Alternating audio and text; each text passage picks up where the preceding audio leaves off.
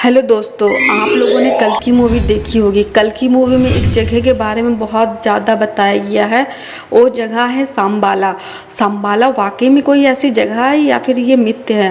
देखो, मैं इसको मिथ्य तो नहीं कहूँगी, क्योंकि इस जगह के बारे में सिर्फ कल की पुराण में ही नहीं बताया गया है, बल्कि इस जगह के बारे में बहुत धार्मिक जो ग्रंथ हैं उसके में भी बहुत ज़्यादा इसके बारे में चर्चा की गई है।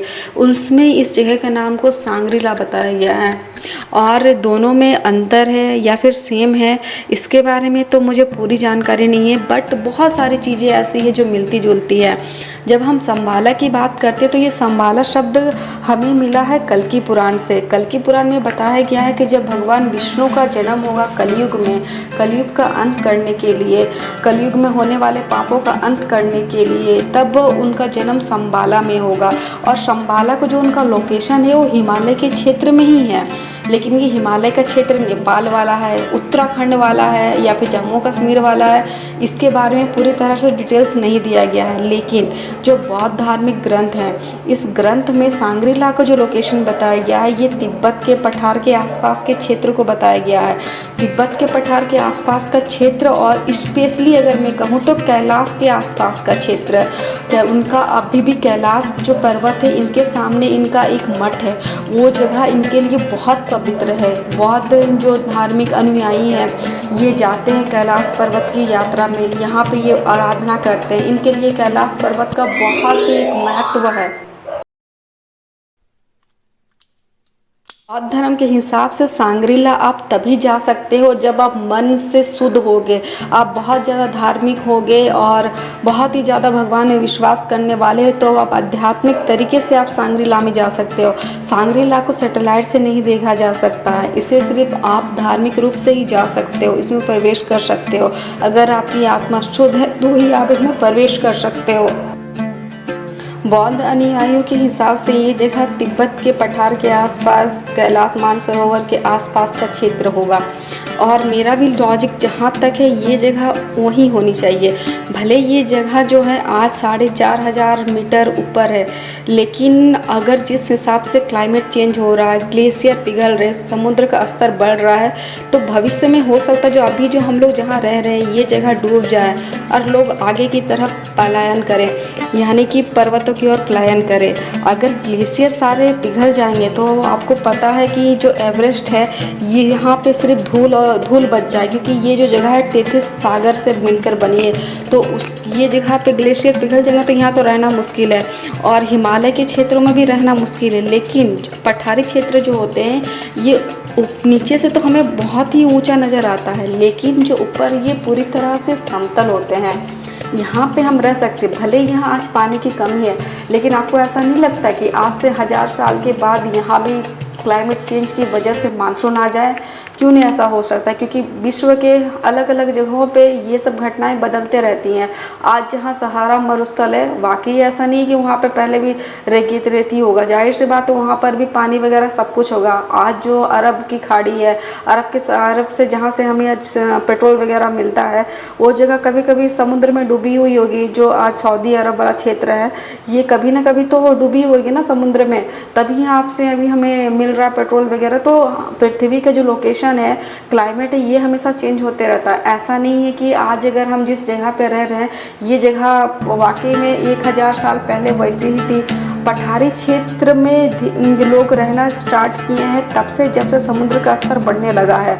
अगर हम 2000 साल पीछे भी चले गए हैं तो हमें ऐसा लगेगा कि झारखंड में लोग क्यों रह रहे हैं, ये तो काफ़ी ऊंची ऊंची पहाड़ है, लेकिन लोग आज रह रहे हैं। पठारों में रहना आसान है एज़ कम्पेयर टू पर्वतों में रहना। पर्वत नुकीले होते हैं, पठार नुकीले नहीं होते, पठार समतल होते हैं।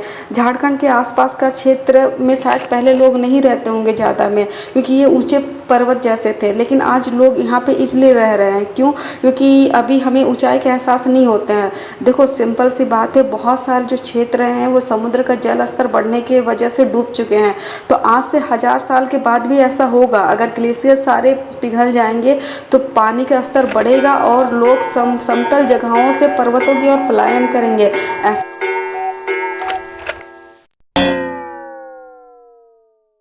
और इन सब में तिब्बत का पठार सबसे सेफ जगह है। आपको पता है तिब्बत के पठार को विश्व का छत कहा जाता है, क्योंकि ये ऊपर से समतल है, भले नीचे से हमें ये कितनी भी ऊंची नज़र आए।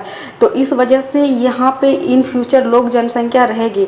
हमारी जो सभ्यता है ये सभ्यता हमेशा नहीं बनी रहती, हमेशा सभ्यता का अंत होता है और दूसरे सभ्यता का विकास होता है।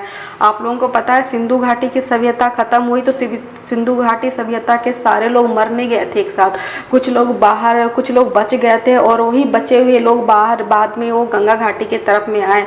आप लोगों को पता है गंगा जो नदी है ये ग्लेशियर से निकलती है, ये गोमुख से निकलती है और सेम कंडीशन यमुना के साथ भी है। ये जो दो नदियाँ हैं ये पूरी तरह से ग्लेशियर के ऊपर में डिपेंड है।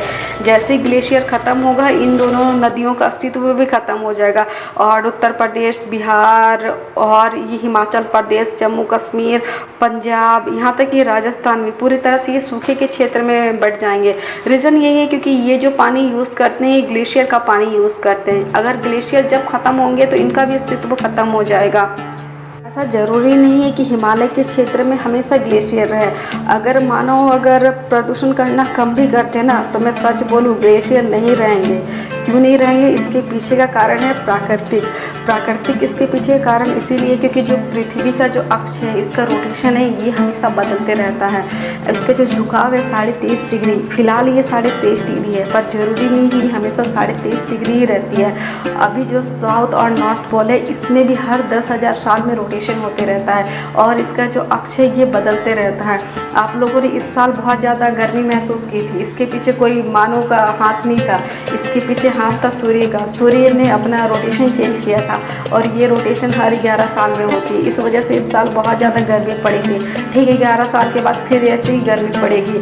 और जब भारत में या फिर विश्व में प्रदूषण नहीं भी था ना तो मैं सच बोलूँ उस समय भी बहुत ज़्यादा गर्मी पड़ती थी। और ये गर्मी पड़ने के पीछे सीधा कारण प्रकृति है, पृथ्वी का घुमाव है। और जो कल की मूवी में दिखाया गया है 1000 साल पहले की घटना दिखाई गई है। इस वजह से उन्होंने बहुत ही अच्छे से कैलकुलेट करके सही चीज़ बिल्कुल दिखाया गया है कि 1000 साल के बाद कुछ भी हो सकता है, प्राकृतिक की वजह से भी हो सकता है और मानव के कारण भी हो सकता है। सिर्फ हम प्राकृतिक को दोष नहीं देते हैं। जैसे कि अगर मैं अंडमान निकोबार की बात करूँ ना तो ये अंडमान निकोबार ये जो है ये पूरा का पूरा एक पर्वत है। इसमें से कुछ हिस्सा ही आज हमें दिखाई देता है और मैक्सिमम जगह जो है ये पानी में डूब गया है। ये प्राकृतिक की वजह से हुआ है, इसमें मानव का कोई रोल नहीं है। इसी तरह से हमेशा पृथ्वी में कभी ग्रीष्म का पीरियड आता है और कभी शीतकालीन पीरियड आता है। जब ग्रीष्मकालीन पीरियड आता है तो बहुत सारे क्षेत्र जो है वो पानी में डूब जाते हैं। जैसे कि तमिलनाडु वाला एरिया, तमिलनाडु का बहुत सा एरिया पानी में डूबा हुआ है। 1000 साल पहले जो तमिल साहित्य की जो किताब है उसमें इसकी चर्चा मिलती है कि तमिलनाडु के बहुत से क्षेत्र जो है वो पानी में डूबे हुए हैं। 2004 का जो सुनामी आया था उस सुनामी में हमें एक मंदिर मिला था तमिलनाडु के तट से, क्योंकि जैसे ही पानी पीछे गया वो नदी, वो मंदिर जो है वो बाहर निकल के आ गई। तो ये होते रहता है, ये प्रकृति के साथ में ही सभ्यता का अंत होता है, सभ्यता का विकास होता है। ये प्रकृति हमेशा अपने साथ करते रहती है। कभी कभी पूरा ठंडा हो जाएगा, चारों तरफ सिर्फ बर्फ़ ही बर्फ़ हो जाएगा और कभी कभी गर्मी की वजह से चारों तरफ गर्माहट ही हो जाएगा और ये होते रहता है। इसको हम लोग रोक नहीं सकते हैं इस चीज़ को। आने वाले समय में लोग तिब्बत की पठार की तरफ शिफ्ट तो करेंगे, ये बात तो फिक्स है और हो सकता है उसी समय उस जगह का नाम संबाला पड़े। पर मैं आपको एक बात और बताना चाहती हूँ कि लोगों को कैसे पता चला इस संबाला के बारे में और सांग्रीला के बारे में। तो इनमें एक व्यक्ति हैं जिनका बहुत ही बड़ा योगदान है, उस व्यक्ति का नाम है जेम्स हिल्टन। इनकी एक पुस्तक है लॉस्ट होराइज़न। लॉस्ट होराइज़न में उन्होंने डिस्कस किया है कि एक तीसरी दुनिया भी है इस पृथ्वी में, जो कि ये उत्तराखंड और तिब्बत वाला क्षेत्र है, स्पेशली कैलाश मानसरोवर वाला क्षेत्र। ये क्षेत्र पृथ्वी पे स्वर्ग है, यहाँ कोई बाहरी इंसान नहीं जा सकता है। सिर्फ जिसका मन शुद्ध है, जो पूरी तरह से आध्यात्मिक हो चुका है, वो अपनी आध्यात्मिक शक्तियों से ही इस जगह के बारे में, इस जगह को जा सकता है। तो उन्हीं की वजह से ये जो बातें हैं लोगों तक आई, बाहर आई। उन्होंने अपनी किताब में इस चीज़ के बारे में बहुत ही अच्छे से चर्चा की गई है।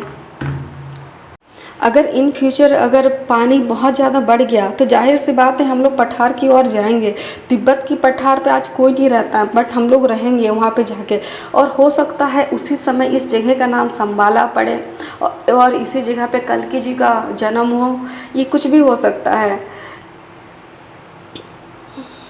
कैलाश वाला जो क्षेत्र है, यहाँ बौद्ध धर्म के लोग बहुत ही ज़्यादा पूजा अर्चना करते हैं। उनका मानना है कि वो कभी ना कभी इस जगह को ज़रूर चले जाएंगे और वहाँ इनका एक मठ भी है। लेकिन भारत में शंबाला के बारे में लोगों को अच्छे से जानकारी नहीं है, क्योंकि शंबाला के बारे में सिर्फ कल्कि पुराण में ही लिखा गया है और कल्कि पुराण में भी पूरा डिटेल्स नहीं दिया गया है। और इस जगह को जाना कैसे है उसके बारे में भी ठीक से डिटेल्स नहीं दिया गया है। बट बौद्ध ग्रंथ की बात करें तो उसमें बहुत ही अच्छे से डिस्कस किया गया है। वो लोग अपनी शक्तियों को, आध्यात्मिक शक्तियों को बढ़ाने की बहुत ही ज़्यादा कोशिश करते हैं। कल्कि मूवी में एक चीज़ आपने नोटिस किया होगा कि उसमें बौद्ध अनुयायियों को बहुत ज़्यादा दिखाया गया है। उनमें बौद्ध धर्म के जो घंटी, बौद्ध मंदिरों में जो घंटी यूज़ की जाती है उसका भी उन्होंने एक क्लिक दिखाया गया है। अगर आप कल्कि मूवी को देखोगे तो आपको बहुत ही मतलब कि पता चलेगा कि किस तरीके से फ्यूचर को इन्होंने रिप्रेजेंट किया है अपनी मूवी में। मैक्सिमम लोगों को ये मूवी समझ में इसलिए नहीं आ रही क्योंकि वो फ्यूचर को नहीं सोच पा रहे हैं कि आज से 1000 साल पहले बात कैसे होगा ये विश्व और ये भारत। अगर आप इस चीज़ को इमेजिन कर पाओगे कि कैसे हो सकता है तो आपको शायद ये मूवी बहुत अच्छी लगी होगी। मुझे ये मूवी पसंद आई थी क्योंकि इसने बहुत ही अच्छे से डिटेल्स में काम किया गया है। मैं भी इस चीज़ को मानती हूँ कि सभ्यता कभी भी बनी नहीं रहती है, सभ्यता का अंत होता है। लेकिन सभ्यता का अंत होता तो सारे लोग एक साथ नहीं मरते हैं, कुछ लोग जिंदा रह जाते हैं, वो फिर से दूसरी सभ्यता का विकास करते हैं। जैसे कि सिंधु घाटी सभ्यता, सारे लोग एक साथ नहीं मर गए थे। यहाँ तक कि जो नील निवर के किनारे जो मिस्र की सभ्यता है, यहाँ के लोग भी सारे एक साथ नहीं मरे थे। लोग पलायन करते हैं, लोग शिफ्ट होते हैं, अलग अलग जगहों पे जाते हैं और ये चक्र हमेशा चलता रहेगा। जब तक पृथ्वी है तब तक ये चक्र चलता रहेगा और आने वाले समय में क्या होगा शायद हमें इसके बारे में अच्छे से जानकारी नहीं है। लेकिन हाँ, ये बात तो फिक्स है कि ये अभी की जो सभ्यता है, जो भारत में अभी जो कंडीशन है, ये कंडीशन आगे सालों में नहीं रहेगा। मानव इसको नहीं रोक सकता है क्योंकि प्रकृति अपने हिसाब से सब कुछ करती है। मानव के चाहने या ना चाहने से कुछ नहीं होता है। लेकिन इंसानों के हद से ज़्यादा प्राकृतिक के शोषण करने के कारण में प्राकृतिक को बहुत हानि पहुंच रही है। जिस स्पीड में ग्लेशियर पिघल रहे हैं, ज़्यादा नहीं लगता है कि हम और 500 साल भी जी सकते हैं प्राकृतिक में। अगर प्राकृतिक अपने हिसाब से विनाश करे तो उसको समय लगेगा, लेकिन मानव जिस स्पीड में कर रहे हैं प्राकृतिक का शोषण, जंगलों की सफाई, ज़्यादा दिनों तक हमारा पृथ्वी पे बचे रहना शायद मुश्किल है। तो इसलिए हमें कम से कम पॉल्यूशन करना है ताकि हम अपना सहयोग ना दें ग्लोबल वार्मिंग बढ़ाने में। कल्कि मूवी में एक चीज़ दिखाया गया था कि वो लोग पत्थरों को क्रॉस करके शंबाला जाते हैं, तो ये बात बिल्कुल सच है। अगर कल को ग्लेशियर सारे मेल्ट हो जाएंगे तो पत्थर ही तो बच जाएगा हिमालय पर। हिमालय पे बचेगा क्या? जैसे कि जो आज एवरेस्ट की जो चोटी है, इस चोटी पे क्या है? सिर्फ बर्फ़ ही तो है। अगर बर्फ़ मेल्ट हो जाएगा तो क्या बचेगा? खाली रेत बच जाएंगे, सीधे सीधे रेत बच जाएंगे। और यहाँ तक कि यहाँ पे तो ज़्यादा ऊँचे ऊँचे चट्टानें भी नहीं है। चट्टानें जो है पठार वाले क्षेत्र में, जो कि तिब्बत वाले क्षेत्र में, मानसरोवर वाले क्षेत्र में है। तो ये मूवी में बिल्कुल सही दिखाया गया है। आज से 1000 साल के बाद जो भी होगा, तो अगर इस मूवी को अगर अच्छे से अगर आप 1000 साल बाद वाले की घटना को कल्पना करेंगे तो आपको ये मूवी बहुत अच्छे से समझ में आएगी। कैलाश मानसरोवर वाला जो क्षेत्र है अभी भी ये बहुत ज़्यादा रहस्यमय क्षेत्र है। यहाँ पे लोगों का जो मानना है कि यहाँ पे जाने पे कुछ अलग ही उनको एहसास होता है। ये बात तो सच भी हो सकता है क्योंकि ये शिव जी का स्थान है। और मैं तो जहाँ तक सांग्रीला और शंबाला की बात है, मैं इसको सच ही मानती हूँ क्योंकि इन फ्यूचर 1000 साल के बाद शायद ऐसी जगह बन सकती है, क्योंकि ये जगह पे लोग शिफ्ट होंगे आगे जाके।